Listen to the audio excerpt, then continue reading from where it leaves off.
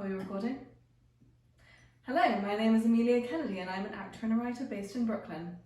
And I'm Douglas Kennedy, and I'm an actor not, but a writer yes, and I am based in Wiscasset, Maine, in Paris, and also in Berlin. Thank you all so much for your questions. We are having a conversation this afternoon here in Wiscasset. Yes, what happened was Amelia came up with the very interesting idea of throwing open a conversation with my readers on my Facebook page and my readers on my fiction. She posted a wonderful graphic of the two of us, and basically we invited your questions. We got about 50, and Amelia has chosen about a dozen to expostulate on, so off we go. All right, so Dad, Yeah. First question. Which takes precedence, character or plot? That's interesting. I always start a novel with the character in mind. I've never written a novel in the third person. I've always written in the first person. From The Dead Heart, my first novel, many, many years ago, over 30 years ago, it was always I. So I have to start with the character, but behind the characters, there's always the sense of what is the dilemma of this character? What is the crisis of this book? Because all stories fundamentally are about a crisis of one form or another. Yes. So what's interesting to me is the character develops according to the crisis. I throw someone, or maybe a couple of people, into the deep end and see what happens. Yeah, I agree with that. I've always started with characters. I always get a vision almost of this person whose world I'm going to create. Sometimes it's what they look like, sometimes it's their mannerisms, and I try to see the humanity in that little idea that I'm having of this person. Yeah, for me, it's always the human condition. That's Yes, what I begin with the very notion that everyone, in a way, is in the midst of a gigantic struggle. And everyone has doubt, everyone has fear, everyone to a certain extent have a degree of pathology. Yes. This is not psychotic pathology, this is just normal, standard pathology, which we all deal with. And even though I think it was Sophocles who said there are 12 basic stories in the human condition, everyone is atypical. Yeah. And how we react to a crisis is atypical. So I like throwing people into a deep end and seeing how they swim or not. Absolutely. All right. Next question. Here we are. Okay. At what age should you realize that writing was your passion? How did you start on the first page and finally write the first book? I was 8 years old. I've told the story many times, but I was 8 years old in New York at a progressive school in the East Village called Downtown Community, which sadly closed many decades ago. And my third grade teacher, Mrs. Flack, gave us an assignment to write a story based on something in our lives. And I wrote a story about an 8-year-old boy in a supermarket in New York with a very possessive mother, although I didn't even know that word at that time, but a mother who was always sort of asking him things and on top of him. And he loses his mother in the supermarket. And for the first time, he knows freedom. As I said, I'm giving a 68-year-old spin on a story I wrote when I was 8, so 60 years ago. Yes. I remember telling this to my therapist years ago, and he said, that's rather telling. Anyway, Mrs. Flack read this and said, you're very good, and maybe one day you'll be a writer. I actually tried to write fiction and poetry when I was at Bowdoin College. I was never accepted by the literary magazine. At Trinity College Dublin, I had a poem, the one and only poem I ever wrote, accepted in a literary magazine. And then when I was 24 and living in Dublin and working at the Abbey Theatre, running their second stage, The Peacock, I began to write at night. And I wrote a radio play which got accepted by RT, which is Irish Radio, and then by the BBC. And many years later, when I was 31, I began to write my first book, which was Beyond the Pyramids. And I only wrote my first novel when I was 37, literally right after the birth of my son Max, who's the guy who's filming this at the moment. The thing is, since then, another 26 books. Yes. I've recently returned to playwriting after a long absence. I do have a play coming up in Paris next year. I've just finished a second play. I write screenplays, I've done a lot of essays. Writing is my life, it's my kind of equilibrium. How I start, I just start. I just start. I never have a plan in front of me. I never have, and this is going to happen next, and next. It's all invented in my head. But I think I have a very, shall we say, scrupulously organized mind because I'm always thinking structurally. Yes. If I may talk about my own experiences, what age I realised writing was my passion. I used to write books when I was a child. I remember, yes. And they'd be cartoon books. I remember I wrote my first book that was called The Moon Queen, about a queen who lives on the moon. She's the queen of the moon, and the robbers break into the Moon Queen's house, and she gets rid of them by hitting them with her handbag. I really don't know where that came from. I don't think I ever saw someone actually physically hit someone with a handbag. No, and as you were born in England after Margaret Thatcher, that metaphor doesn't work. Yeah. No, did Oscar Wilde a handbag? Yes, very true, very good. Well quoted, yes. Yes, but I used to scribble things in journals, and I was convinced I was going to publish a book at 12 and be this child superstar. And I found these journals later. I thought, oh dear God, reading these narratives that I had written. But it's very touching to me to think back on that and think that I've always been a writer. Well, yeah, and also you've just had your first play done in New York, off Broadway, which is wonderful, and you've got a second play going, and a TV series and all that.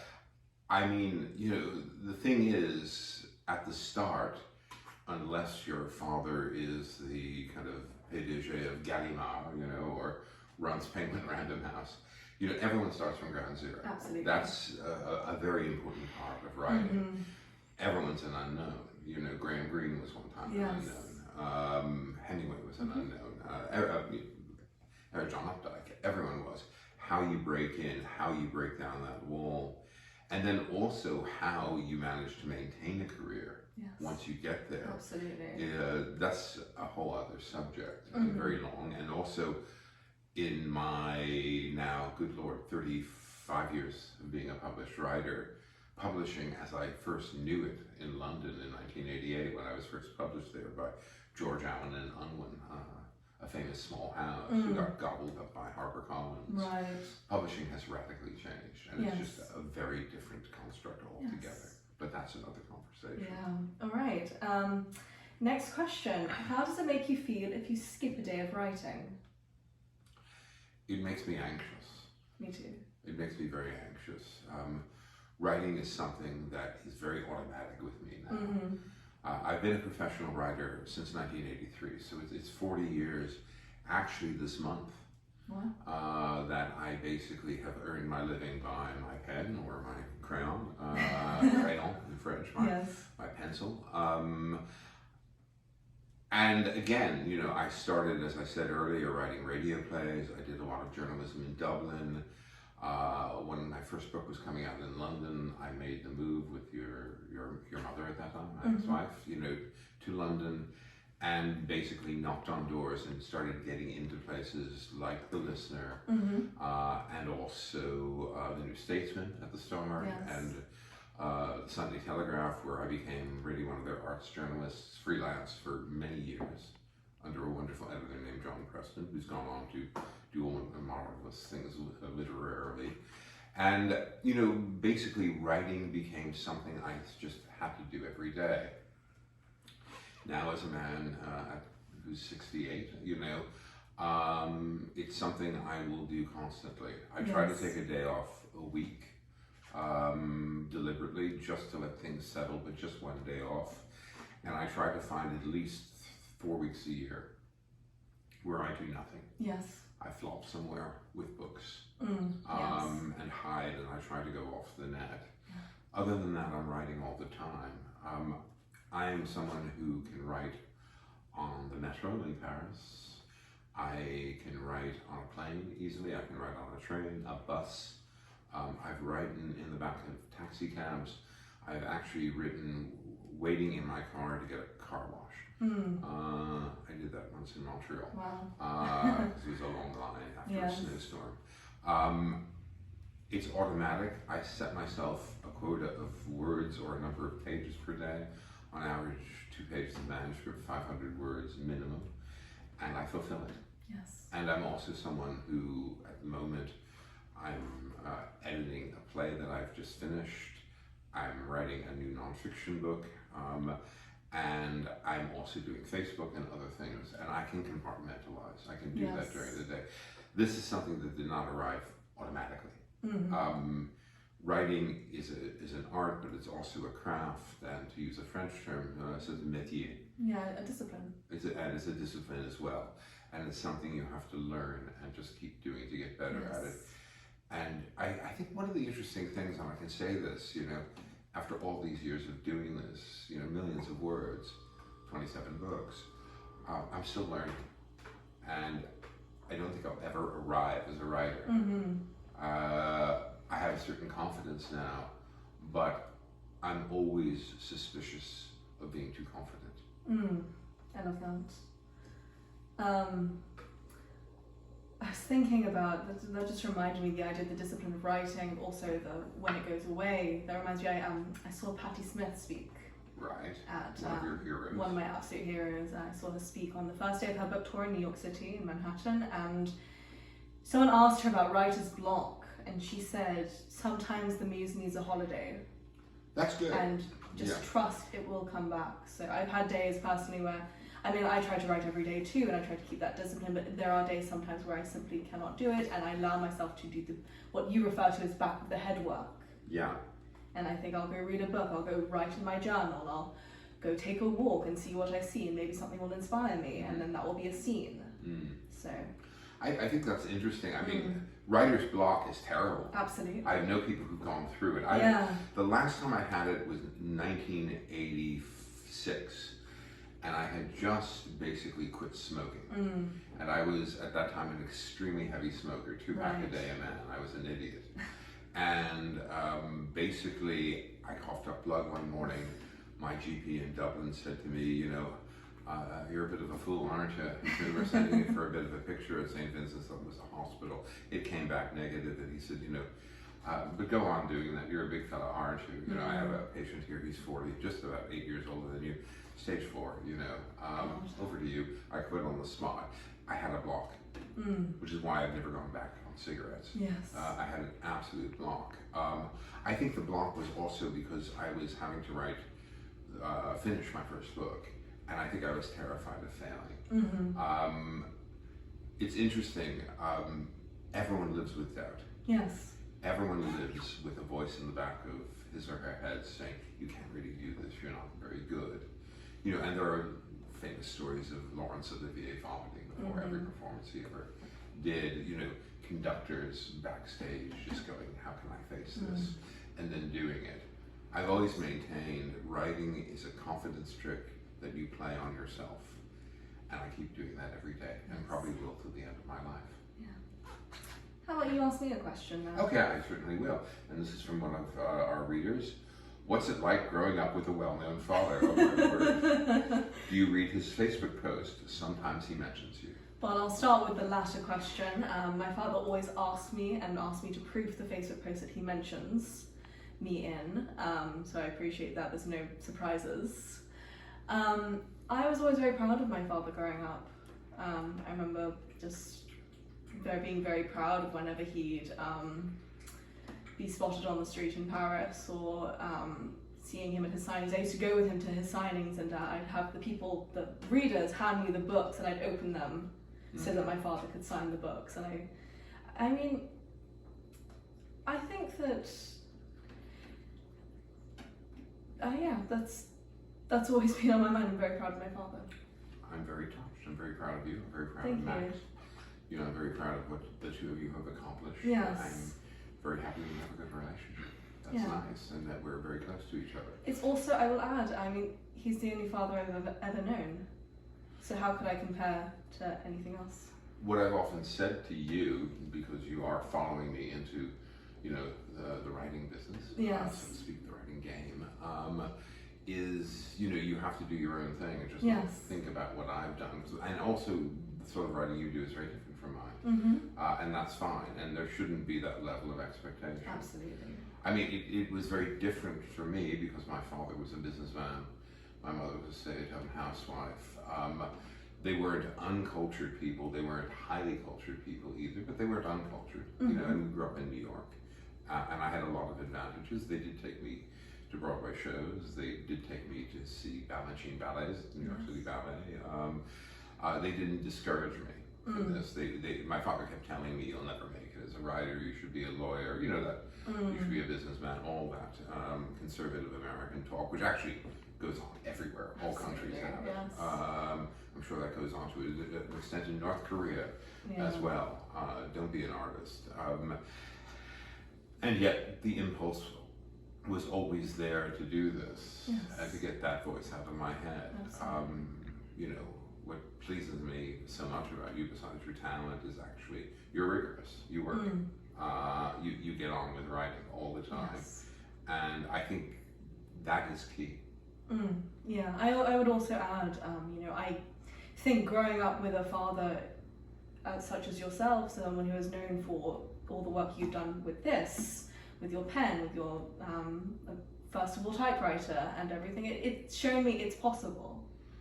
It doesn't feel so far away. I think people get discouraged from the artistic career, artistic life, because people think it's so distant, it's such a distant possibility and it seems impossible. But I don't see it as impossible. I think that it's not easy at all, but it's possible. I think also, looking back on it, and this is a form of nostalgia, but I came of age at a certain time when I think it was easier. Right. Everything was cheaper. Yes. You know, I mean, when your mother and I moved to London, you could buy a flat as we did. It was just, you know, 50 square meters in East Putney, not a very interesting area, but not a bad area. You know, and you could do that for basically our combined incomes times 3, you know, and we weren't making a lot of money. And it was well south of £100,000. Right. And, you know, there was just a huge amount of opportunity in terms of journalism, in Ireland and in the UK, in terms of radio work.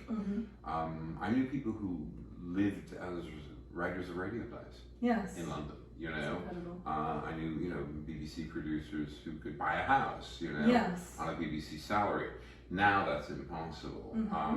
And writing was a much more, if I can use the term, gentlemanly game. You know, people had there were houses. There were actual houses. I remember, what's your house would be a question all the time. And George Allen in London had a house on Museum Street opposite the British Museum, or down the street from the British Museum. You know, friends of mine, that's our cat. Friends of mine, you know, who were published by Cave or Hamish Hamilton or Andre Deutsch, you know, they all had houses. That's all vanished now. And so it's a very different moment. And also this was pre-internet. You know, this was pre-internet, journalism was thriving, and I arrived in London at a moment when there was a lot of money out there. The nice 90s actually happened very shortly afterwards, and that's a vanished world, but there's still, you know, a career to be had for you, you know, in this very different age. All right, which country has inspired you the most? Well, I'd have to say the United States. Yes. Your country, your home country, it's your family. It's the ties that bind. It's the things that make you crazy. It's the stuff that ruins your sleep. It's also your identity, completely. I mean, you and Max were raised in London, so I would presume your first identity has to be an English one. Yes. Very much. And even though, you know, I was a very long-term expatriate, from 1977 till 2011, when I officially moved back to America, to this house. Fundamentally, I never felt non-American. I gained Irish nationality. I have a European passport, which is very handy. And also, I lived for 23 years in the United Kingdom. And then for the last 10 of those, I had a pied-à-terre in Paris. My marriage broke up too long, things changed. I began to live here part of the year and divide my time between London and Paris. And I also found a little apartment in Berlin back when you could do that for the price of a car. You could actually buy an apartment for the price of a decent car back in 2006, 2007. The US looms large.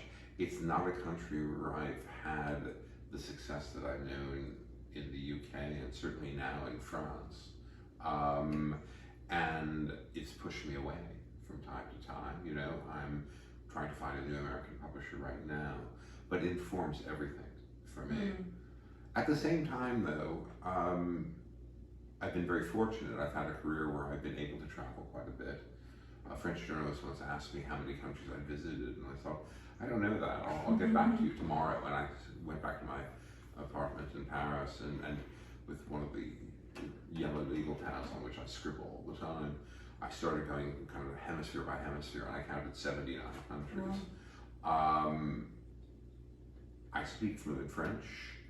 My German is adequate. It should be much better. And I live part of the year outside of the United States, but I keep coming back. And I also keep feeling that eventually, my worth as an American writer will be rediscovered on this side of the pond. The thing about the United States is there are things I'm immensely proud of vis-a-vis this country, and there are things that I absolutely loathe. And I think we're in a very, very tenuous moment. American democracy is really, truly imperiled right now. Yes. This is a worldwide phenomenon, the rise of the extreme right, and also just actually what has been essentially 80 years of stability, with natural horrors along the way: Rwanda, Cambodia, Bosnia-Herzegovina, just to name a few.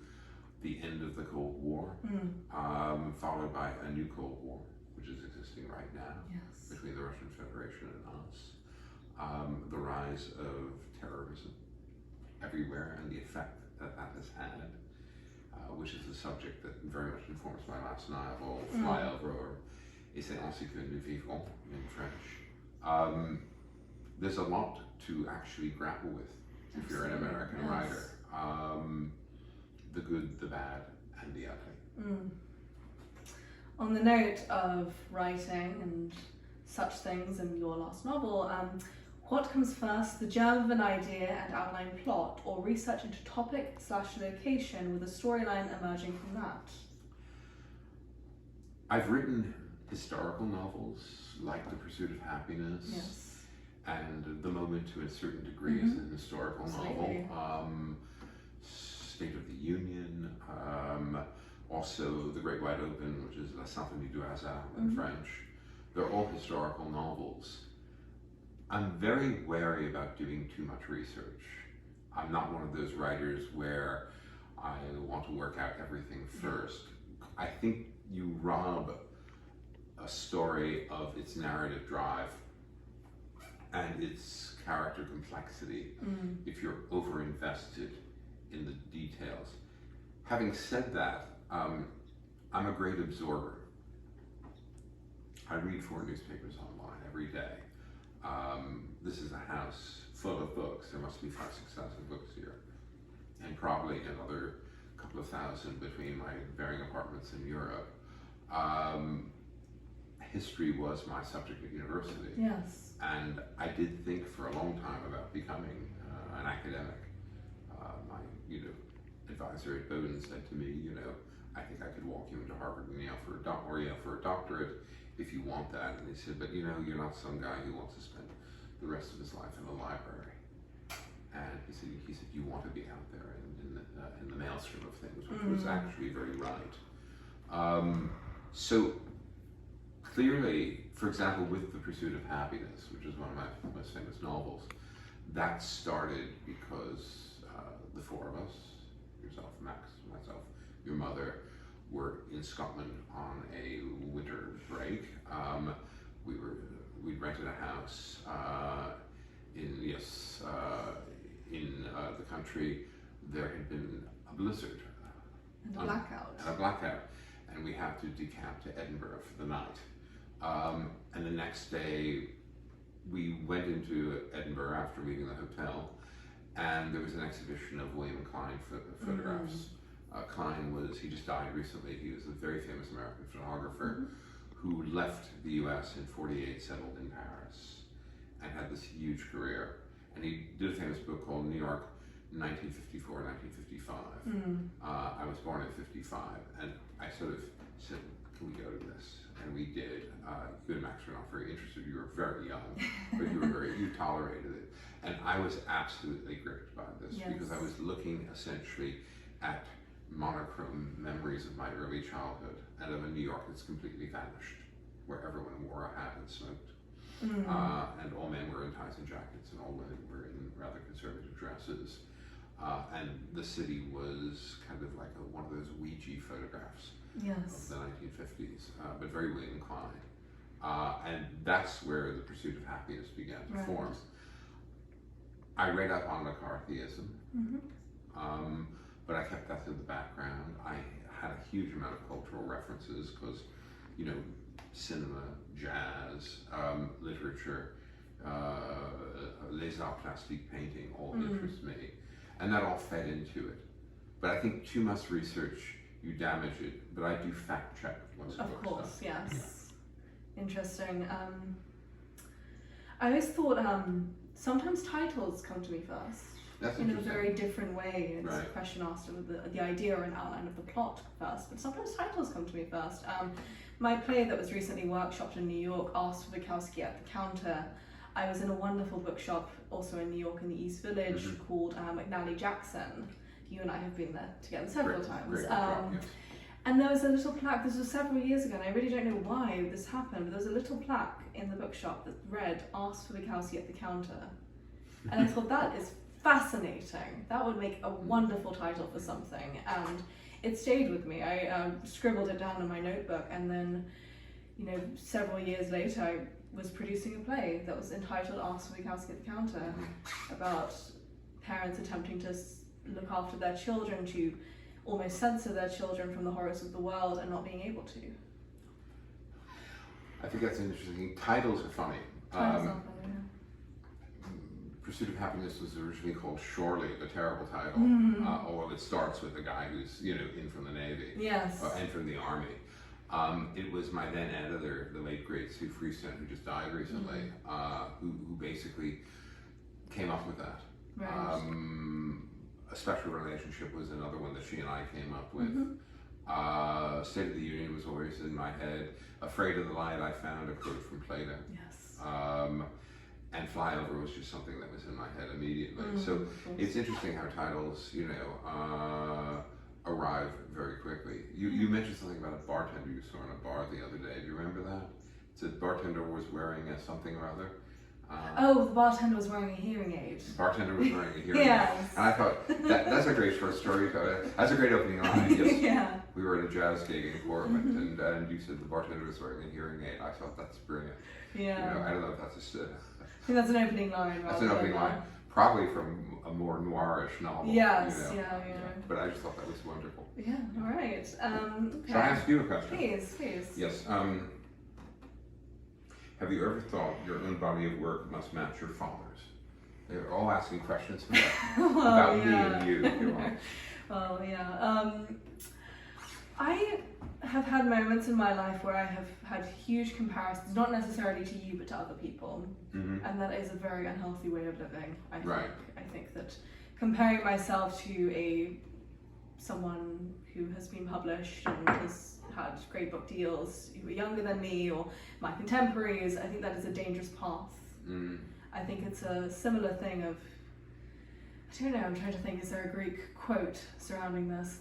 It's almost similar to the idea of, I can give you a quote. Please. Yeah, which is from Samuel Johnson. Yes. Okay? The mutual civility between authors is one of the most risible scenes in the farce of life. I like that so much I put it to memory. I always remember starting out. I remember meeting a very famous New Yorker editor, Brendan Gill, And there was a young writer of my age out of Yale who just had his first novel published, Yes. 2 stories in the New Yorker, and I was 27. And he said, I bet you hate his guts. And I said, I don't hate anyone for success, No.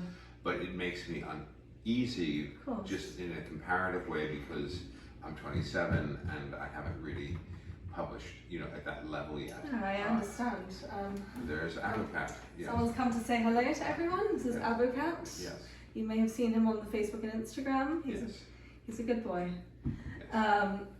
So yeah, I agree with that. I think that it's a dangerous thing one could live their entire life comparing, saying, why am I not there? Why am I not there? Why am I not, selling my play to a production on Broadway at 25? And I think that is a very dangerous way of living. And I think that, if you see a path that is not your path, well, it is not your path. Well, that's it. You see someone else's path, that's not your path. There's no one way of doing this, and there's no cut-off age limit. I remember being terrified to turn 30 a few years ago, and now that I'm 27, I think 30 looks rather good. Yeah, I mean, the fact of the matter is, and I think it's very true, you're always comparing. Absolutely. And there are always people who are ahead of you. Yes. On a certain level, I have a hypothesis about life which we've discussed, which is to a certain extent, everyone is disappointed. Yes. You can take probably one of the most famous creative people out there, I'm not going to mention names, worth billions at a very high level of achievement, a career, when he or she dies, it'll be a front page, New York Times piece.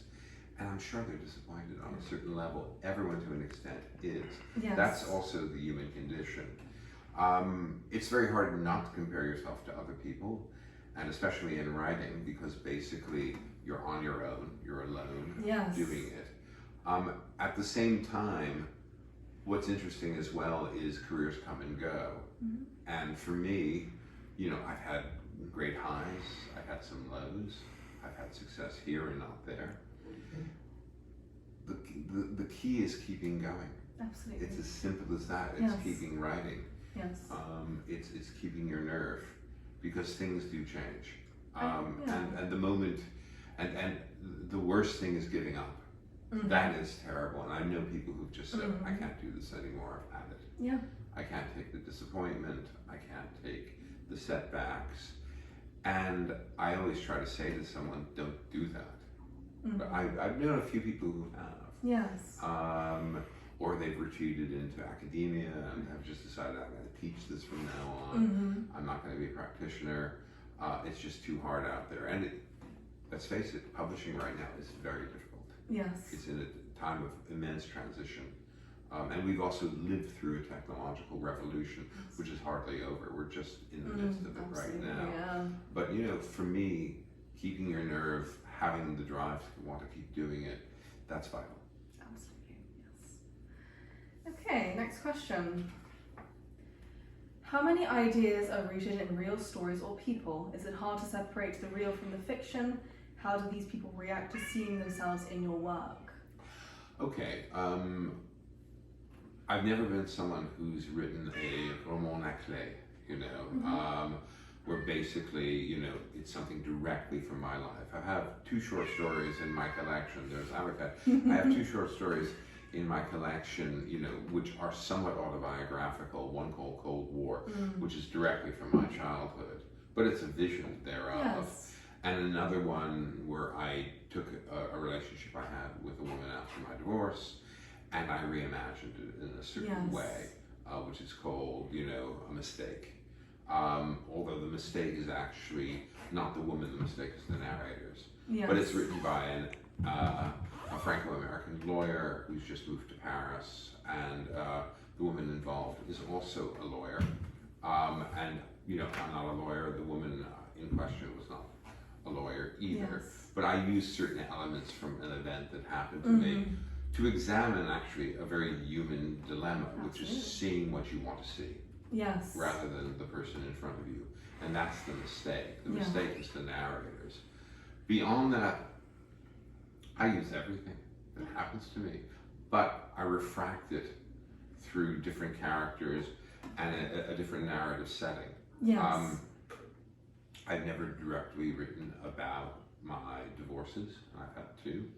I've never directly written about family stuff.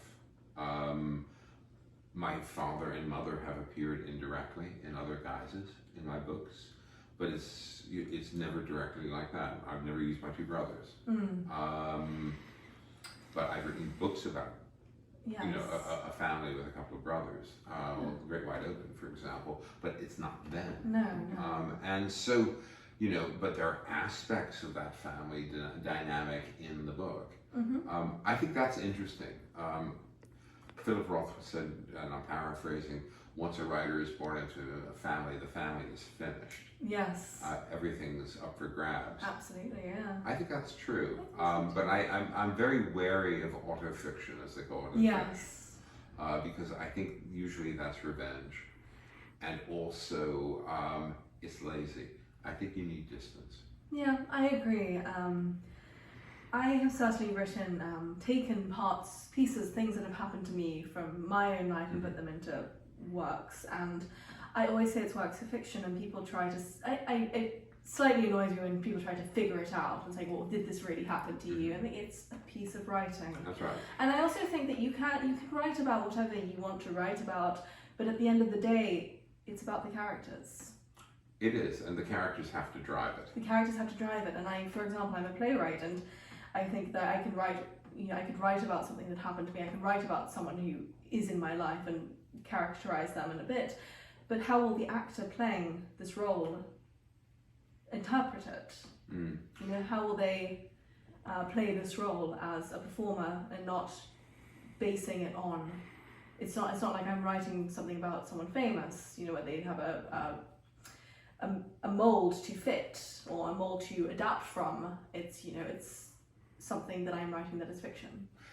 I think another interesting thing, and this is an issue that's been raised everywhere now, is the idea, and I think this is terrible, that if you haven't lived it, you can't write it. And so, I've written half my fiction in the voice of a woman. I seem to be good at this, but I've never thought as a woman. I think as the character. And I think there's a real danger at the moment of kind of limiting let's say the writer's creative palette by saying, frankly, it has to be a lived experience for it to be true. And I don't think that's true whatsoever anymore. I really don't. And I think that's dangerous. But I think writers use everything that happens to them. And at least in my case, I just reinvented it all. Absolutely. All right, we have one question for you. Okay, yes. This is good. How do you get your dad's voice out of your head? All the questions to Amelia were about, her relationship with me. This is not that we chose these because they were about me. That's what they were about. Yes. I've always thought that my story deserves to be told. That's a mantra that I keep playing in my head when I'm writing, when I slow down, when I start to think that I'm not good at this. I think my story deserves to be told, and I think that I just see that, and I try not to make comparisons. I spoke about this earlier. I try not to make comparisons to my father, to anyone else, because I don't have that. I can only write from my own experience, from my own hands. So I think it's an excellent response. Thank you. And I think that's spot on. I really do. Thank you. We have 2 questions left. 2 questions left. All right. This is an interesting one. Do you ever get weary of the writer's life and find yourself wanting to explore other careers? If so, which career would it be? As a lot of people know, I'm mad for music. Yes. I actually write with music. Music is also a defining part of my life. I'm always going to concerts. Here in Maine, Bowdoin College has one of the best international chamber music festivals in the US. During the summer, I went to 7 of those concerts over 2 weeks. You and I have been with Max to a great jazz concert the other night in Portland.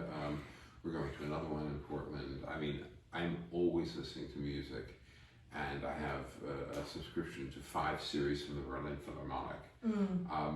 In my dreams, I'm an orchestral conductor. I remember being taken as a 10-year-old in 1965 to see Leonard Bernstein conduct the New York Philharmonic, one of his fabled young Christmas concerts. In fact, it was the very famous one where he discussed Sonata Allegro form using the opening of Beethoven's Fifth to illustrate it with the Philharmonic. Clearly, that was always sort of a fantasy in the back of my head, but I'm not a musician. Right. I'm also, what's interesting, I've gotten to know some conductors, and they have to be at best a captain, and really a great conductor is a general, a leader, and someone who imposes their vision on others, and also can control 105 disparate musicians, most of whom are looking at the guy or now the women on the podium, since thankfully now there are quite a few women conductors, and basically saying, prove it to us that you're good. Yes. I would crumple in a situation like that. I think being a writer suits me perfectly. I'm very autonomous, I'm very independent, I'm private. And also, it's something I can take with me, and I travel a lot. I've really had the ideal choice of profession for me. That's I wonderful. think, you know, Yeah, I love what I do. That's amazing. Wow. Yeah. Unsurprising, but it's amazing that you are a writer. You've always been a writer. I always feel that way. I mean, I've always known that I'm an artist. I've always known that I'm a writer. I'm a performer. I'm a visual artist occasionally, and I have thought recently, had I not been an artist, had I not known I was an artist, maybe I would have been a therapist. That's interesting. I think that I've always liked to help people, and I like to. Yeah. I have an understanding of people. I think from a young age, I've always had an understanding of people. And I mean, your plays and also the novel you've written, which you haven't mentioned, which you're going to have to get around to rewriting sometime. I know. Sorry to be paternal, but you do. It's good. It needs another pass, but it's good. I think fundamentally, you have a lot of psychological insight. And in a way, that's something that is very much bound up in my own fiction as well, which is, I said at the start of this conversation, looking at, the pathology behind people, looking at essentially how we create our own prisons, our own cul-de-sacs. Yes. Why do we put ourselves in these places? Absolutely. I think probably, in a way I function as a shrink when I'm writing. And also because you also have to look at your own contradictions, your own dilemmas, your own disappointments, and actually acknowledge the fact that you've made mistakes, like everyone else. I think that's a very interesting standpoint. I'm always wary of people, and I've been involved with a few, and both personally and also professionally, who never acknowledge fault. We had a president here for 4 years, Donald Trump, who did exactly that, still doing it. Absolutely. That's a very interesting form of pathology. Yes. But I think, I think writers do function as shrinks. Yes, definitely. All right, final question. What is the underlying message you want to say, and why do you write? I never have an underlying message. I never have a theme. The themes come to me as I write the book, and I discover them after I'm finished. And also fundamentally, I've never really thought, this is the lesson I want to kind of impart to the reader. I'm not trying to be the great teacher, or the great sage. I once sort of, shall we say, cappily noted that the reason I became a writer was because it allows me to go to movies in the afternoon. There's a degree of truth in that, especially when I'm in Paris and there's, 25 cinemas where I spend a lot of time. At the same time, what I hope in writing is there is a degree of recognition of problems that we all share. I've often said that we read to understand that we're not alone, and that actually our problems are not singularly one's own, and everyone goes through them. Everyone has an atypical life, but there are certain kind of ongoing human themes. talking about this with your brother yesterday, driving back from the beach, you know, why Shakespeare is so universal. Yes. And why he is still the greatest writer of all time, because the entire human condition is there. And also, I mean, you know, he remains bracingly modern in the sense that, you know, essentially the dilemmas with which we all grapple, you know, are throughout his entire body of work. I think the other thing is as well, I like telling stories, and I'm very into storytelling, into narrative, because I think also stories are a way we explain ourselves. Yeah. We tell each other stories in order to live. That's a Joe Didion quote. Yes, that's right.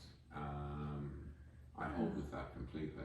Your thoughts? I don't ever think, you know, going back to the idea of the underlying message to be said, I don't think I start a project ever thinking, what am I trying to say? I think I find that along the way. Find out what kind of story do I want to say, what kind of message. I don't think I really start with a message of this, there will be a morality story, you know, or a morality question, moral question that comes about when I'm writing. I just think that I write and I do my best to reflect on a person, on a generation, on a time in life, a period. I think that I try to do that more than anything, more than trying to find a message. And the reason I write was, I would say, is because I've always written. I think I don't think I couldn't go without it. I've always been a writer. That's wonderful. And that's, you know, that's also why you write every day. Yes. You know, and I know you write every day because we talk about that. I think the other thing is, well, what's interesting about reading is you have a different rapport with the book at a certain age. Yes. One of my favorite novels, Graham Greene's The End of the Affair. I mean, I read when I was 25 years old in London. Yes. Sorry, excuse me, in Dublin. Yes, Avocat just corrected me. Dublin, thank you. And, you know, and then I read it after my divorce with your mother, and I've read it literally 2 years ago. And every time I have a different take on it.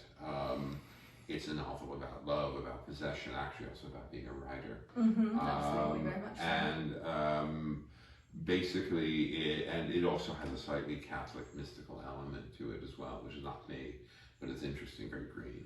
I come back to that book and I find something different in every time, because also I'm at a different stage of my life, you know, than when I first read it 43 years ago as a callow young man in Dublin, you know, in an unheated house.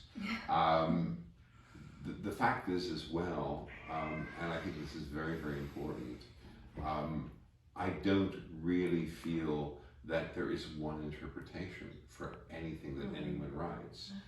And when you read, you bring to the book, or when you see a play or a film, you bring your own experience, you bring your own set of baggage to it. So frequently, people will impose something on to one of, you know, my books or plays that is very much their own, and it's valid because it's theirs. I always remember, you know, a lecture Tom Stoppard gave once, and he was talking about, someone said, did you know, that you had this and this and this theme in your book, an academic? And he said, you know, it's a bit like I'm going to, you know, on a trip, and I pack very quickly, and I throw a lot of things in. And I'm coming back into London, and the customs man pulls me over, and he said, what's in the suitcase? And I go, this, this, this, and this. And he opens the suitcase, and he goes, how about this? How about this? How about this? And he said, well, you know, I might have thrown it in there, but I don't remember packing it. I thought that was brilliant. It's very Stoppardian. Very Stoppardian method. Very Stoppardian method. Yeah, but I thought that was absolutely right. A lot of the time, you know, you don't realize you're writing a theme until actually someone points it out to you much later. Yeah, I mean, I wrote a play about a father and a daughter, and someone came over to me, the mother of one of the actors who was in my workshop, and said to me, as a parent, that really spoke to me. And I'm not a parent. And I'm not a parent, and it was wonderful to see that as that a woman who was a parent that the play spoke to her. Yeah, and in a way that I would not have expected. Sure, and that's the interesting thing about writing is, you know, I mean, Ian Foster said it, only connect. And if you can connect with someone, you've done your job. On that note, we are at the end of our questions. Thank you very much, Amelia. Thank you very much, Dad. And thank you very much to all my readers who've sent in the questions. Thank you very much. And thank you very much to Max Kennedy, who's been filming this very diligently and very quietly across from us. And thank you to Avocat for coming in and showing himself. Yes. And I wish you all a great rest of the summer, and to a happy reading. Thank you. Happy reading. Cut.